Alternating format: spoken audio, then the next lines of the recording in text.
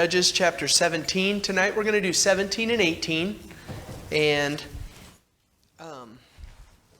I will throw this up. It's a quote. I don't think I have any other quotes for tonight, but I saw this one and I thought, yeah, that's a pretty good summary of what we're doing tonight.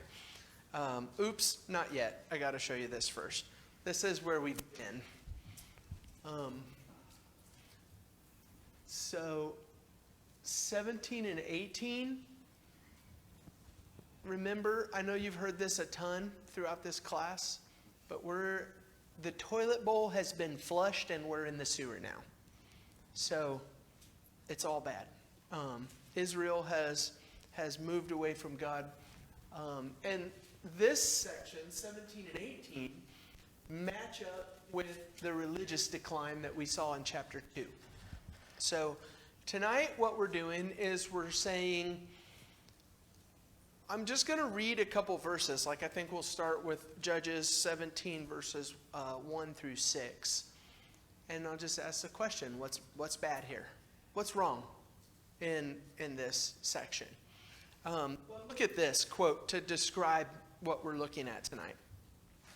This chapter portrays individual Israelites and an entire tribe as faithless and opportunistic.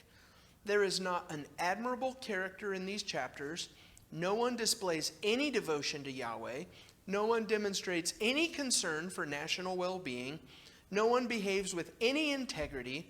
The Israelites have become as shameless in their religious expression and ethical conduct as they need to be to get their way. So, we're going to have a really upbeat, positive class tonight. That's a good description of what we're getting into for this. But let's, I'm gonna not put the list of things up that I have. That way we can see what you come up with. So let's start. Let me just see real quick. It doesn't look like there's any sentences with just unbearable words or names or anything like that. So, Dave, would you mind reading verses 1 through 6 for us, please? Sure. Judges 17, 1 through 6. There was a man of the hill country of Ephraim, whose name was Micah. And he said to his mother, "The 1,100 pieces of silver that were taken from you, about which you uttered a curse, and also spoke it in my ears. Behold, the silver is with me. I took it." But his mother said, "Blessed be my son by the Lord." He restored the 1,100 pieces of silver to his mother. And his mother said, "I dedicate the silver to the Lord from my hand for my son, to make a carved image and a metal image. Now, therefore, I will restore it to you." So when he restored the money to his mother took 200 pieces of silver and gave it to the silversmith, who made it into a carved image and a metal image. And it was in the house of Micah. And the man Micah had a shrine, and he made an ephod and household gods, and ordained one of his sons who became his priest. In those days, there was no king in Israel. Everyone did what was right in his own eyes. All right, thanks, Dave. Let's just go make a list. What's wrong in 6 verses? Calvin?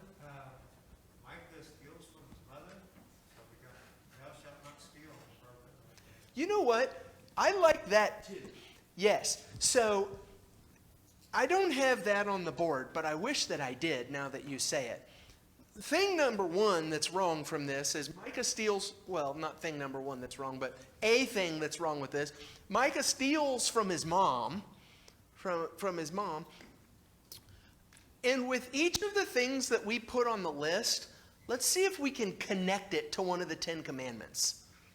So you said, "Thou shalt not steal." What else? Thou shalt not worship idols. Okay, we're going to see that one later on. I'm thinking especially honor your father and mother. He stole from his... And remember, let me just remind you, say he stole from his mom. this book has been about family decline. We've seen the family in decline throughout Judges. And each one of these chapters, I've tried to point to that. And so, yeah, Calvin, that's kind of the big one that's in your face in this. What else do you see wrong in these 6 verses? Luke?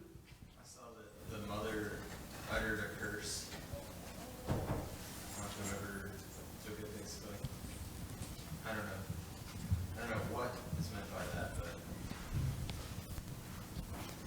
it's probably one of the minor ones that are in these few verses, though.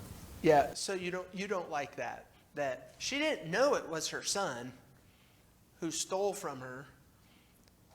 And so she utters this curse against the person. I hope, I'm not sure if I would say Yahweh, the gods. I hope some divine being punishes the person who stole from me. And her son said, oh, it was me. And she goes, oh, I just cursed my son. Whoops. I don't know. Luke, I don't know that the curse is my problem. Which I feel really silly about saying this now. What I think I have a problem with is her blessing. Which is kind of like the opposite of you. Like you have this Christian sense within yourself to say, we shouldn't do that to other people. And then here I am saying, no, the blessing is bad.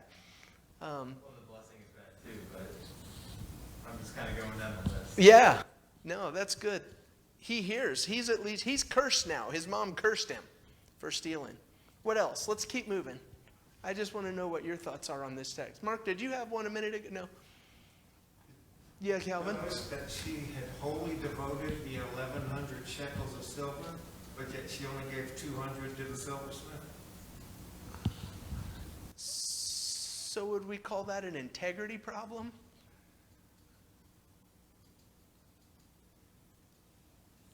Sort of reminds you of Ananias and Sapphira.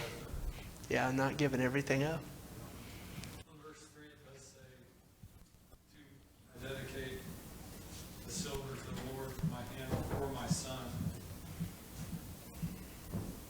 And it does say to make a cart, that's the purpose of it. I was trying to think that 200 was for the graven image, and then the rest was for him to do as he pleased, but it really doesn't read that way. Yeah, it is confusing. I mean, there's different takes on what's going on with the numbers here, and I don't think that I can probably give you I can tell you what the options are, but I don't know that I can tell you exactly what's going on. But I think that it's interesting that you're reading this and you're saying something's not right here. I'm not sure what it is, but there's something not right with the numbers. Yeah, Ryan, what do you see wrong? Making your son the priest, that really bothers me, because if you're a priest before Yahweh, that's like the highest gig you can get. I mean, you're talking about being set apart from your other countrymen, and then to be a priest of a false god or another god is really the lowest position that you could probably ever take. So you have almost like a complete flip of what you want your children to be. I mean, if I was able, if I was in the correct tribe to where my son could become a priest, that would be an awesome calling for my son to go and serve Yahweh. But then to just make my son a priest of a God who's not Yahweh is to kind of wish for my son to have a worse position in the world. Yeah, it's a guy who sure isn't setting his son up for something good. Since you mentioned the idea of making his son a priest at the very end of this section, I guess that's in verse 5. Look at verse 1. There was a man of the hill country of Ephraim, whose name was Micah. Probably shouldn't be a priest. I mean, yeah, he may be a Levite who lives in Ephraim, but I'm pretty sure that everything in this whole story points us to no, he's not. Yeah, so, yeah, makes his son a priest. What else you see? I mean, nobody's pointed out the obvious thing. Well, that's like... Yeah, Nathan? Yeah, well, because she makes a pledge to the Lord in verse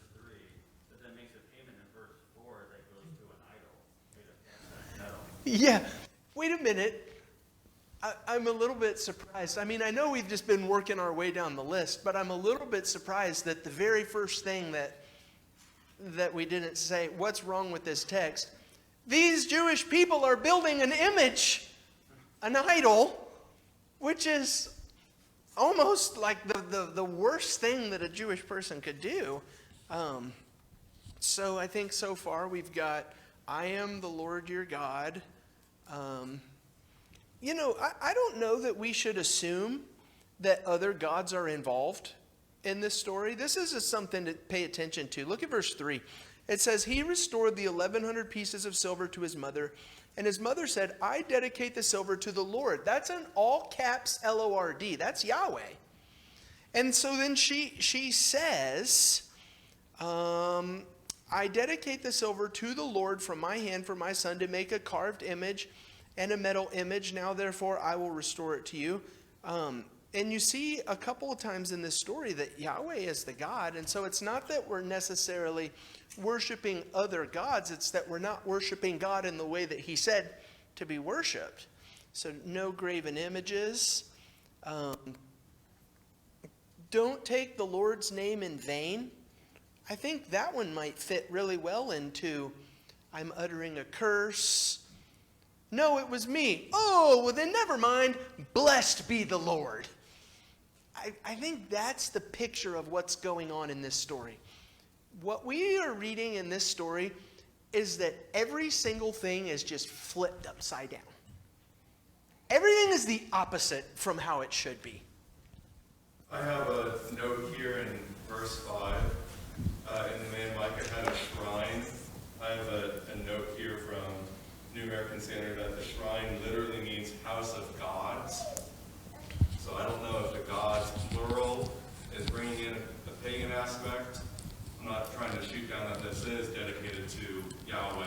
Yeah. But if the word shrine is literally house of gods, then surely they're dabbling in some other practices too. Oh, yeah. 1 second, Steve. With 5, the man Micah had a shrine. He made an ephod. What are you thinking there?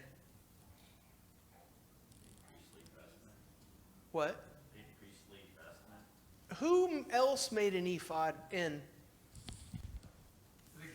Gideon. And do you remember what it said? Was that a positive sentence or a negative sentence? Gideon made an ephod. It's right at the very end of chapter 8. In verse 27, Gideon made an ephod of the money that he got and put it in the city in Ophrah. And all Israel whored after it there, and it became a snare to Gideon and to his family. So now I think what we are doing is we're seeing that ephod story that seemed so strange to us was really paving the way to show us this picture of the bottom of the toilet bowl. So we've seen the shrine, we've got an ephod, which an ephod is just like the apron, a priestly apron. He sets up his own priesthood. Household gods, there you go, Ryan. That might be the household gods. Ordained one of his sons to become priest in this situation. This is not good. Steve, you had one? Yeah, but I don't remember what it was now. I'm sorry about that. I should have said it right at the time. Okay, let me throw my list up here real quick. This is the first thing that I think, too, in the book of Judges. Where's Micah's dad? I don't know if this is a positive, necessarily a negative thing in this story, but we've seen the failure of male leadership in the book of Judges, and this story has to do with Micah and some interaction between his mom, and the first thing that I think is, wonder where his dad is in this. When everything's going wrong and bad. Steals from his mom. His mom is backwards. Tries to take her curse, which is something like a vow or some kind of thing that you say to God, tries to turn that curse into a blessing. I don't think I can make a one-to-one comparison, but that reminds me of Jephthah's situation. Cursing your own child, ultimately. She dedicates the stolen silver to make this image. That's wrong. To Yahweh, that's wrong. He said, don't worship me like that. the localized family religion, which we've talked about here in just a second. I got something I want to show you on that real quick. An Ephraimite son who is ordained as a priest. We'll see another piece of this in just a second. Do you read these 6 verses and think to yourself, oh man, this is bad? I hope that you get to this point and you're like, oh, there's nothing good going on here. Yeah, Dave? I'm interested in this because it begins with money.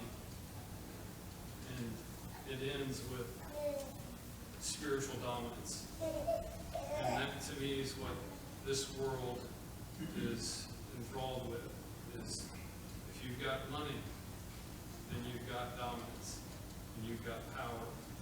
And so if you know, or if you are able to hoard money, then you can make the religion. And that's, you can see this in governments, and democracies, hierarchies, just however, whoever's got the money, they own their realm, and they dominate it in what, they can.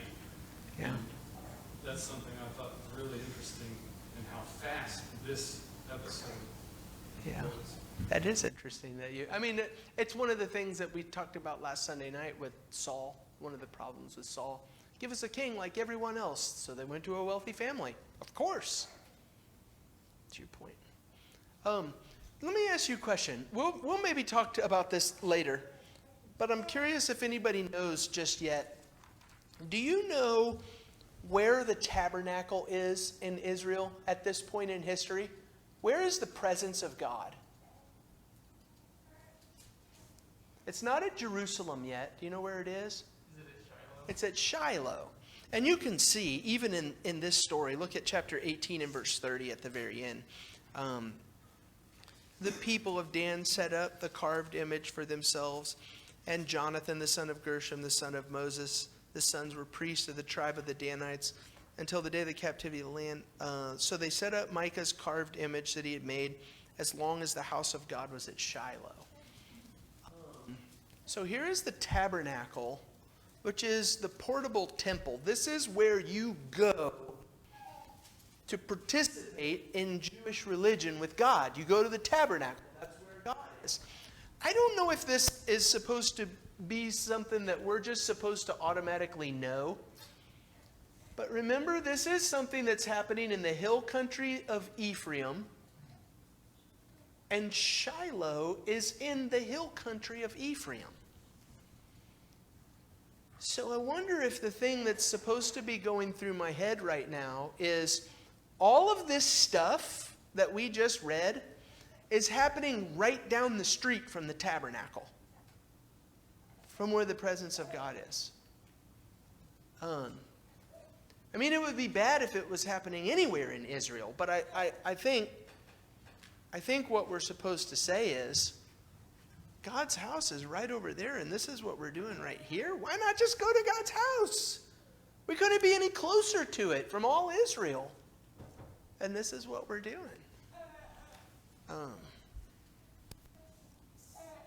Anyway, anything else on those 6 verses where the moral of the story up to this point, I think, is that everything's upside down?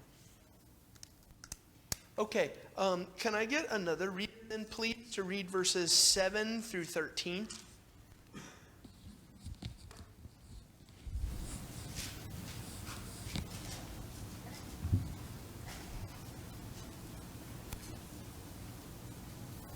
Now there was a young man of Bethlehem in Judah, of the family of Judah, who was a Levite, and he sojourned there. And the man departed from the town of Bethlehem in Judah to sojourn where he could find a place. And as he journeyed, he came to the hill country of Ephraim, to the house of Micah. And Micah said to him, "Where do you come from?" And he said to him, "I am a Levite of Bethlehem in Judah, and I am going to sojourn where I may find a place." And Micah said to him, "Stay with me, and be to me a father and a priest, and I will give you 10 pieces of silver a year, and a suit of clothes, and your living." And the Levite went in. And the Levite was content to dwell with the man, and the young man became to him like one of his sons. And Micah ordained the Levite, and the young man became his priest, who was in the house of Micah. Then Micah said, Now I know that the Lord will prosper me, because I have a Levite as priest. Okay, now what's wrong? Let's just keep making her list. Jonathan? It's just sort of weird, but it almost seems like they're chasing their tail. Like Micah sets himself up as a person, and then he ordains a priest, and the priest is supposed to be over him. It's just sort of a weird function. It's a weird relationship going on. Yeah. At the very least.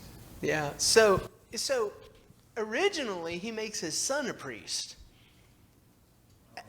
And that happened in verse 6. And then in verse 7, we see the story of a Levite who's traveling around Israel, comes across this person's house, Micah's house, and what he set up there. And Micah says, my son is a priest, but you're a Levite. You would be a better priest than my son. Let's make you my priest. And so he agrees, and he says, yeah. So, yeah, I mean, you see that this is at least a jumbled situation for sure. Ryan? I have a question. Is there anything for a priest to do outside of where the tabernacle is? They had rotation for service, depending upon which one of the three families of Levi they were from. For one of the three families of Levi they were from. The sons of Aaron were the priestly tribe. And then what were Merari and Kohath, I think. One of them packed up and carried around the tabernacle from place to place, and the other one did some other task around the tabernacle. But they had shifts. And so there are priestly towns all over Israel where they live in their Levitical cities doing life like we do until their shift, until their term came up, and they went and did what they were supposed to do. So is there any point for him to be staying in this man's house? Is there any service for him to be doing there? I don't think that's I don't know the answer to your question, but I don't get the sense that him traveling around is what's wrong in this. I mean, it's like for him to be there, like, why even have a personal priest, I guess, is what I'm asking. No, that's wrong. That's the part that's wrong, is to say, hey, the tabernacle's over there where you're supposed to do your priestly duty, but we got this own little thing set up for us right here. Why don't you be our priest? And he's a Levite, and he says, okay. He's going to be priest over their little family shrine that they got up? Yeah. Over in Uri. Yeah. Okay. There's a couple things. Look at Exodus 32, and this is one of the, a couple of the things when we're talking about the Levite. We've got a major problem with a Levite in this story, and next Wednesday we're going to have another major problem with another Levite. And so you get the sense that everything in Israel is not just going bad. Even the people who should not, even the Levites who we would hope for better are going bad in this story. Leviticus 32, 25 to 29. This is after the golden calf incident. And what Moses says to Aaron. When Moses saw that the people had broken loose, listen, for Aaron had let them break loose to the derision of their enemies, Moses stood in the gate of the camp and said, who is on the Lord's side? Come to me. And all the sons of Levi gathered around him. And he said, thus says the Lord God of Israel, put your sword on your side. And it was the Levites who stood with Moses against the golden calf. I think it's Leviticus chapter 10 and verses 10 and 11 where God is telling the Levites what their duty is supposed to be. You are to distinguish between the holy and the common, between unclean and the clean, and you are to teach the people of Israel all the statutes that the Lord has spoken to them by Moses. So we kind of hope for more and expect more out of the Levites in regard to their service to God. And here's a Levite basically who was bought. He saw an opportunity that worked out good for him. And we've seen self-interest as a main problem in Judges, right? We've seen that a couple times now. What else? Steve, yeah? Very clearly, they hadn't been doing that job of education and of imparting God's word, because everybody through here seems totally ignorant of who he really is. Yeah. Yeah. I mean, do you get the sense that Israel is any different from the people of the land that they're supposed to be uprooting at this point? I mean, I read this story and I'm just like, I don't see anything that marks them out as separate or different. Others, got anything else you want to say before we do 18? Yeah, Dave? I think the terminology is kind of funny, because Micah says, you become like a father to me and a priest. And then later it says, and the Levite became like a son to him. I just think the flipping of those shows really that Micah is not looking to follow what he's saying, but is more trying to harbor a valuable possession and just possess it. Yeah. Kind of like a lucky charm. That's exactly, I have in my notes that he treats the Levite like a good luck charm. And you say the thing about the father, be a father to me, 3 times in this paragraph. In verse 7, there was a young man in Bethlehem in Judah. And verse 11, I don't know if I'm going to catch both of them here or not. Verse 11, the Levite was content to dwell with him, and the young man became to him like one of his sons. Verse 12 is the third one. Micah ordained the Levite, and the young man became his priest. I just can't help but think that this is another part of what's messed up and broken in this story, is that you see a young guy traveling through and you say, be my father. And especially in the law of Moses, anybody know how old a priest was supposed to be before he started his priestly responsibilities? 30 years old. Maybe he was a young 30-year-old guy. I don't know. Did you have something?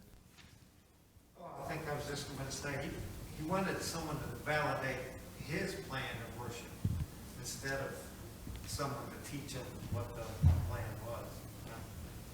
That's why you needed a Levite on. Yeah. So we're going to do chapter 18 now, but I want to say something before we turn the page and go into chapter 18.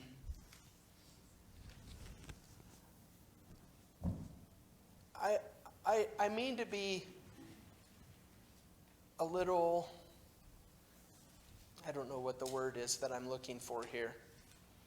I do intend to be a little cruel with this statement when I say this to you all, but understand that I'm equally being hard on myself when I say this. What story do we typically think is worse in the book of Judges? The story that we're going to talk about next week with the Levite and his concubine, which is the story of rape and just the farthest depths of human meanness that I think we've ever seen in all of the scripture or in anything that we see. We read that story, and I say this over and over again, probably one of the worst stories in all the Bible. And we point to that and we say, that is a really nasty, bad story. We just read an entire chapter where Israel, religiously speaking, is completely broken. And I think that if we don't feel inside of ourselves a sense of just complete sorrow over this, that there's something wrong. If we just read this story and we think, oh, look, there's a bunch of dumb people doing a bunch of dumb stuff, then we've missed it. We're supposed to look at a people who God saved and put in his promised land and said, be my people, and they are literally doing everything wrong. And we ought to feel that. And we ought to say, this is very, very bad. This is very wrong, what we're reading here. Thoughts about that before we move into 18? Okay, so 18, I think it might be easiest if we just read the chapter in one go. But I have a question for you. As I read through chapter 18, when you read a book, some of my reading buddies like to think about some of this stuff. When you read a book, pay attention to how you feel. And when you are reading through chapter 18, and we get done with this chapter, I want you to tell me how you feel after reading this. And especially I want you to tell me who you feel sorry for. Who is the bad guy and who is not the bad guy? And what's happening with your emotional response to what we read. 18. In those days there was no king in Israel. And in those days the tribe of the people of Dan was seeking for itself an inheritance to dwell in. For until then no inheritance among the tribes of Israel had fallen to them. So the people of Dan sent 5 able men from the whole number of their tribe to Zorah and from Eshtaol to spy out the land and explore it. And they said to them, go and explore the land. And they came to the hill country of Ephraim, to the house of Micah, and lodged there. When they were by the house of Micah, they recognized the voice of the young Levite. And they turned aside and said to him, who brought you here? What are you doing in this place? What is your business here? And he said to them, this is how Micah dealt with me. He's hired me, and I have become his priest. And they said to him, inquire of God, please, that we may know whether the journey on which we are setting out will succeed. And the priest said to them, go in peace. The journey on which you go is under the eye of the Lord. It's kind of like a fortune teller in today's world. God sees what you're doing. Will we succeed or not? God sees what you're doing. That's like, okay, you could probably make some money in our world. Verse 7, then the 5 men departed and came to Laish and saw the people who were there, how they lived in security after the manner of the Sidonians, quiet and unsuspecting, lacking nothing that is in the earth and possessed with wealth, and how they were far away from the Sidonians and had no dealings with anyone. And when they came to their brothers at Zorah and Eshtaol, their brothers said to them, what do you report? And they said, arise, let us go up against them, for we have seen the land, and behold, it is very good. And will you do nothing? Do not be slow to go, to enter in and possess the land. As soon as you go, you will come to an unsuspecting people. The land is spacious, for God has given it into your hands, a place where there is no lack of anything that is in the earth. So 600 men of the tribe of Dan, armed with weapons of war, set out from Zorah and Eshtaol, and went up and encamped at Kiriath-Jearim in Judah. On this account, that place is called Mahaneh-dan. To this day, behold, it is west of Kiriath-Jearim. And they passed on from there to the hill country of Ephraim and came to the house of Micah. So here come these 600 soldiers. Look at this. Here is what God said for Dan to do. This is your territory. You remember in Judges 1 and verse 34, Dan is at the bottom of the list. They got kicked out of the land. They couldn't take it. So now they're traveling around looking for a place for their tribe to dwell. God already gave you a place to dwell. But they're traveling around, they're looking for a place to dwell, and they come to the hill country of Ephraim on their way ultimately to Laish. I realize that it's Sidonian people who live here. God gave that city to Naphtali, not to Dan. Dan's on their way. They come to the hill country of Ephraim, to Micah's house. And this is what they say. 14. The 5 men who have gone out to scout the country of Laish said to their brothers, do you know that in this house there are an ephod, household gods, a carved image, and a metal image? Now therefore consider what you will do. we're Israelites, and we just, in this house in Israel, look at all of the things in there. Consider what you will do. These 600 soldiers should have been taking their swords out of their sheath. Look at their response. It is the exact opposite. They turned aside there, and they came to the house of the young Levite at the home of Micah, and they asked him about his welfare. And the 600 men of the Danites, armed with their weapons of war, stood by the entrance of the gate. And the 5 men who had gone to scout out the land went up and entered and took the carved image and the ephod and the household gods and the metal image, while the priest stood by the entrance of the gate with the 600 armed men with weapons for war. And when, isn't that something? Look at what's in this house. Do you know what's in this house? Consider what you will do. So they go into the house and they take the stuff for themselves. An entire tribe, 600 warriors, 18. And when these went into Micah's house and took the carved image, the ephod, the household gods, and the metal image, the priest said to them, "What are you doing?" And they said, "Keep quiet. Put your hand on your mouth and come with us and be a father and a priest. It is better for you to be a priest to the house. Is it better to be a priest to the house of one man or to be a priest to the tribe and a clan in Israel?" And the priest's heart was glad. And he took the ephod and the household gods and the carved image, and he went along with the people. So they turned and departed, putting the little ones and the livestock and the goods in front of them. And when they had gone a distance from the home of Micah, the men who were in the house near Micah's house were called out, and they overtook the people of Dan. And they shouted to the people of Dan, who turned around and said to Micah, "What is the matter with you that you come with such a company?" And he said, "You take my gods that I made and the priest, and you go away. And what have I left? How then do you ask me, what is the matter with you?" And the people of Dan said to him, "Do not let your voice be heard among us, lest angry fellows fall upon you and you lose your life with the lives of your household." Then the people of Dan went their way, and when Micah saw that they were too strong for him, he turned and went back to his home. But the people of Dan took what Micah had made and the priest who belonged to him, and they came to Laish, to a people quiet and unsuspecting, and struck them with the edge of the sword and burned the city with fire. And there was no deliverance, because it was far from Sidon, and they had no dealings with anyone. It was in the valley that belongs to Beth Rehob, and they built the city and lived in it, and they named the city Dan after the name of Dan, their ancestor, who was born in Israel, but the name of the city was Laish at first. And the people of Dan set up a carved image for themselves, and Jonathan, the son of Gershom, the son of Moses, and his sons were the priests to the tribe of the Danites until the day of the captivity of the land. So they set up Micah's carved image that he had made as long as the house of God was at Shiloh. What do you think about this story?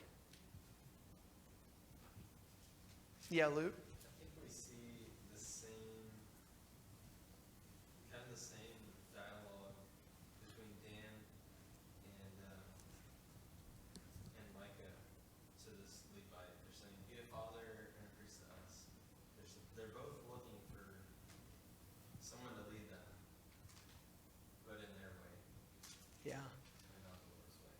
Yeah. I mean, we can kind of be like, "Come and lead us," and we can kind of be like, "Yeah, you need someone to come and lead you." And a Levite, I mean, that's pretty good. And come to find out at the end of this story, Moses' grandson. That can't be bad either, even though he's not from the tribe of Aaron. He shouldn't have been a priest anyway. But come to find out, this priest isn't interested in leading anybody. He's looking for a promotion. I can be a priest in this house, or I can be a priest to an entire clan. Which one's better for me? Okay, that's pretty broken. What else? Yeah, Jonathan? Well, I mean, I'm just thinking about the over-prioritization of maybe somebody's status rather than their actual character.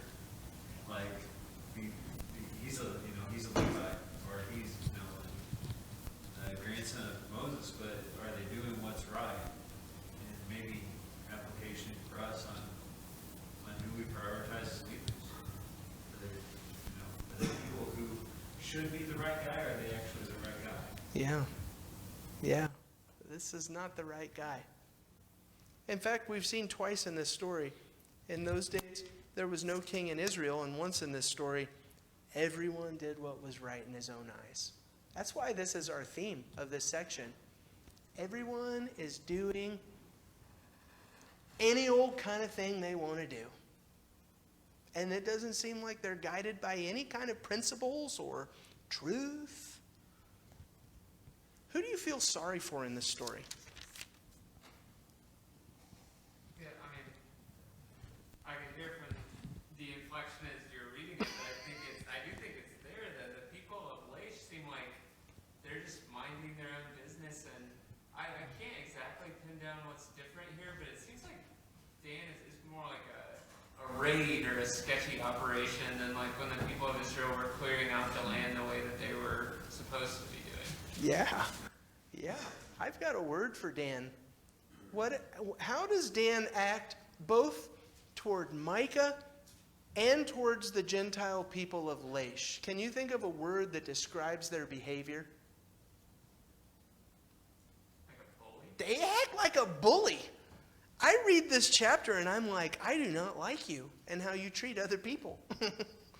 And I know that they're looking for land, and that, if you're the conquest generation and your job is supposed to take the land, you're not supposed to be mean to people, but or you probably got to be mean to people. But chapter 18 goes out of its way to tell us a couple of times, these people are quiet and unsuspecting, and they live far away from everybody else, and they're minding their own business. And here comes this tribe of bullies who couldn't take their land that God told them to take in the first place, and they're just taking everything else from all the other people that they come into contact with. It's not a story of character. And this is not the kind of people I would want to be associated with. Ryan? I know that you've gone back here before, but in chapter 1, when Judah calls up Simeon, his brother. So if you think that there would be a dispute with Dan being like, oh, where are we going to dwell? That he would go to fellow Israelites and they would guide them towards the land that God told them to take, and probably even help them in battle. Like, that would be the best case scenario. But now it's just totally flipped to where not just are they not disagreeing, but they're not directing each other towards the land that they should inherit, and they're just stealing from one another. So we have, like in the previous story, like stealing within a household, but then we also have stealing within a household. But it's the Lord's people. Yeah. And it's just completely flipped of what you've gone back to multiple times in chapter 1. Yeah. That we're not calling up our brothers to take land that's ours. Yeah. So 2 things at the end of class. The bell's going to ring here in just a second. I got 2 things. Number 1, in my opinion, chapters 17 and 18 is the bigger tragedy than 19 through 21. 19 through 21, we're going to see civil war and lots of death and rape and all kinds of stuff. I think from a biblical perspective, 17 and 18 is the worst chapter because we have totally left the Lord. Completely. And so that's an opinion. 2, maybe you disagree and you say, no, 19 through 21 is definitely the worst of the chapters. If nothing else, 17 and 18 and leaving the Lord is how 19 through 21 happens. You want to see how a society falls apart and civil war happens and there's no sense of family or love or kindness or good treatment towards anybody in the world? You want to know how that happens? Because of 17 and 18. When we leave our foundation and we leave our service to God, 19 through 21 is the result. And I don't know if you feel this, but I can't just help think about the world that we're living in right now. And I hear all of the time, I don't know what's going to happen. I don't know where we're headed. I do. I know right where we're headed. Chapters 19 through 21. This is what's next. So, any last words? All right. Thank you very much.